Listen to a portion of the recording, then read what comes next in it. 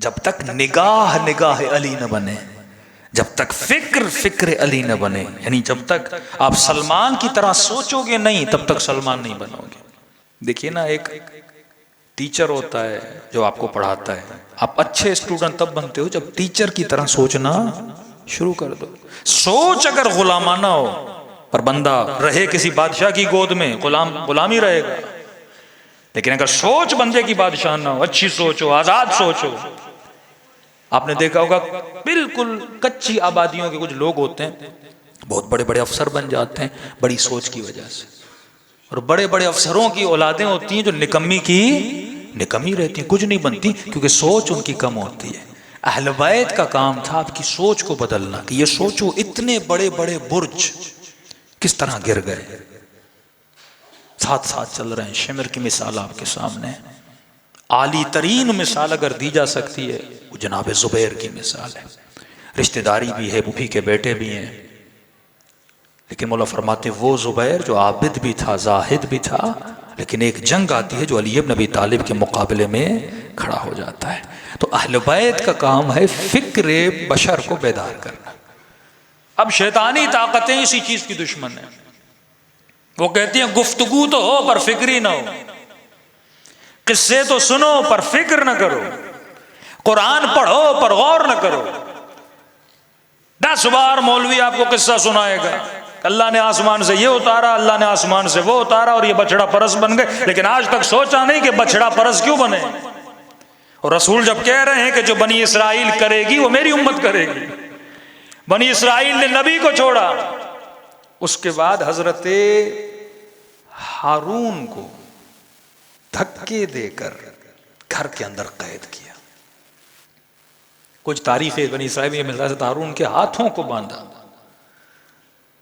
मजबूर करके एक जगह पे बिठा लिया, और वो यहूदी सामरी जिसने उनके लिए बछड़ा बनाया था, बछड़ा परस बन गए। किसको छोड़ के? वली को छोड़ के। किसको छोड़ के? जिसको मूसा बनाकर गए थे कि अगर मैं गैब में जा रहा हूं और गैब में जाने के बाद अगर कोई तुम्हें हिदायत दे सकता है वो कौन है? हारून है। और हारून के मुकाबले में जो बनाया जाएगा वो बुत होगा, और अगर उसके पीछे जाओगे तुम क्या हो जाओगे? गुमराह हो जाओगे। कहते हैं बिल्कुल इसी तरह यहां रसूल दुनिया से जाते हैं, उम्मत ने अली के साथ वही किया जो बनी इसराइल ने हारून के साथ किया। हाथों में रस्सियां बांधी गई। वो इमाम जो बाइस हिदायत है, वो इमाम जो सलूनी का दावा करे। तीसरी खिलाफत भी जब अली को दी जा रही है तो विद कंडीशंस, अली अगर फला फला की सुन्नत पे अमल करोगे तो तख्त मिलेगा, वरना नहीं मिलेगा। बरमला है, आप जाके तारीख पढ़िए। और मौला अली ने यह बताया कि इमाम वो होता है जो कभी हक नहीं छोड़ता। फरमाया हुकूमत की कीमत अली के नजदीक मच्छर के पर के बराबर भी नहीं है। मैं अगर अमल करूंगा तो सुन्नत रसूल पर, दूसरों की सुन्नत पे नहीं। कि अली इतनी सी शर्त है, अगर मान लो तो आपको बना दिया जाएगा। और ये भी बरमला, अगर खालिद जिंदा होते तो हजरत अली को नहीं बनाया जाता। ये जुल्म था इमाम के हक में, जो आलिम भी है, जो शुजा भी है, जो हसब वाला भी है, जो नसब वाला भी है, जिसकी फजीलत में एक नहीं सैकड़ों हदीस रसूल ने बयान की है, उसकी बारी कब आती है?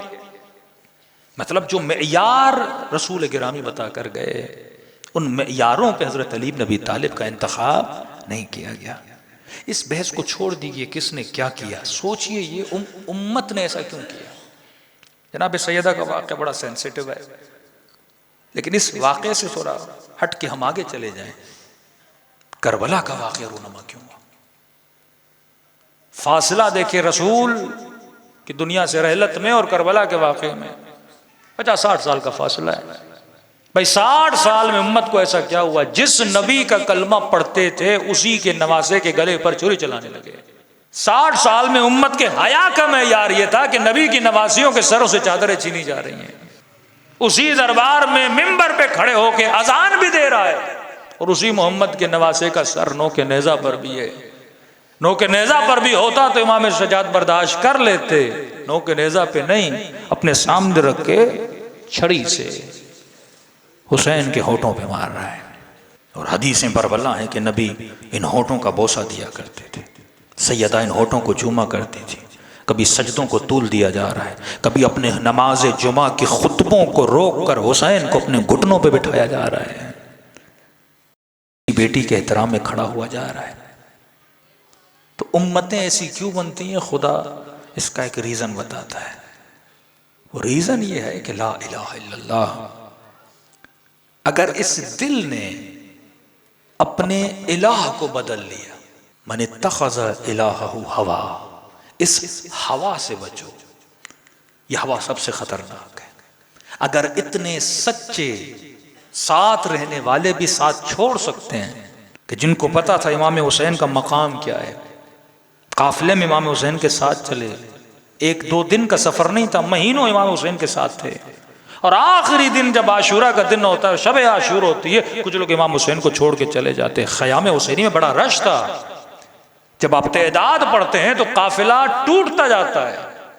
मसलन अगर 2000 लोग इमाम हुसैन के साथ थे तो इस सफर में चलते चलते कुछ लोग दौलत की वजह से, कुछ लोग मौला की फतह की वजह से, कुछ लोग माल की वजह से, कुछ लोग गनाइम की वजह से, यानी जिसका जो मकसद था वो टूटा, उसने हुसैन को छोड़ दिया, छोड़ते गए। आशूरा के दिन वो बचे जो खालिस थे, जिनके कुलूब में हवा नहीं थी। ला इलाहा इल्लल्लाह, मेरा कोई इलाह नहीं इल्लल्लाह, सिवाय अल्लाह के। अब इलाह और अल्लाह में बड़ा फर्क है कि सारा मामला कल्ब का है, दिल का है। हो सकता है आज ज़बान से कोई ला इलाहा इल्लल्लाह कहे या अली वलीउल्लाह कहे, लेकिन उसका इलाह कोई और हो। उलमा फरमाते हैं, लोग बड़ी दुआएं करते हैं, परवरदिगार इमाम ज़माना का ज़हूर फरमा, का शुक्र करो अभी तक इमाम ज़माना नहीं आए। आते हुए समझो इमाम के पास एक मशीन है, वो चेक करेंगे किसके दिल में इलाह कौन है। इलाह का मतलब क्या? महबूब, माशूक, प्यार इस दिल में किसका है। अब इस प्यार का मुकाबला होता है, कभी ये प्यार खुदा की मोहब्बत से बढ़ जाता है। जब ये बढ़ जाता है ना, तो मतलब तेरा इलाह अल्लाह नहीं है जिससे तू प्यार कर रहा है। खुदा न खास्ता इस जमा को किसी से मोहब्बत हो गई, अब ये मोहब्बत आ गई टक्कर में बाप की मोहब्बत के, माँ की मोहब्बत में। मसलन माँ ने कहा मसलन फलां से बात न करो, फलां को छोड़ दो, अम्मा आपको तो छोड़ दूंगा, फलां को नहीं छोड़ूंगा। तकाबुल हो गया ना। अब इलाह वो मोहब्बत बन गई, किसी को गाड़ी से, किसी को शोहरत से, किसी को मकाम से, ये मोहब्बतें चलती रहती। इंसान मजमुआ इन मोहब्बतों का। तभी कुरान कतअन नहीं कहता कि बेतहाशा मोहब्बत औलाद से करो, का खतरनाक है। कभी ना का बेतहाशा मोहब्बत बीवी से करो, का खतरनाक है। कभी भी नहीं का बेतहाशा मोहब्बत माल से करो, दौलत से करो, खतरनाक है। यहां तक बोल दिया कि औलाद फितना, माल दुनिया फितना। फितना क्यों? क्योंकि ये मोहब्बत बंदे को बागी बना देती है। कई औलाद की मोहब्बत में बागी हो जाते हैं, कई मजाजी मोहब्बतों में बागी हो जाते हैं। फरमाया ये दिल बड़ा मुकद्दस है। मैं मजलिसों में इस दिल की मिसाल पानी से लेता हूँ। पानी कितना साफ और शफाफ होता है, और पानी का एक नाजुकपन यह भी है कि एक कतरा भी अगर रंग का, किसी लाल रंग पीला रंग चला जाए, वो पूरे रंग को पकड़ लेता है। दिल भी इसी तरह है, का दिल बड़ा पाक है। हर किसी से दिल न लगाया करो, ये जिससे भी लगता है ना उसका रंग क्या करता है, पकड़ लेता है। जिससे भी लगेगा, ये नामुमकिन है रंग न पकड़े।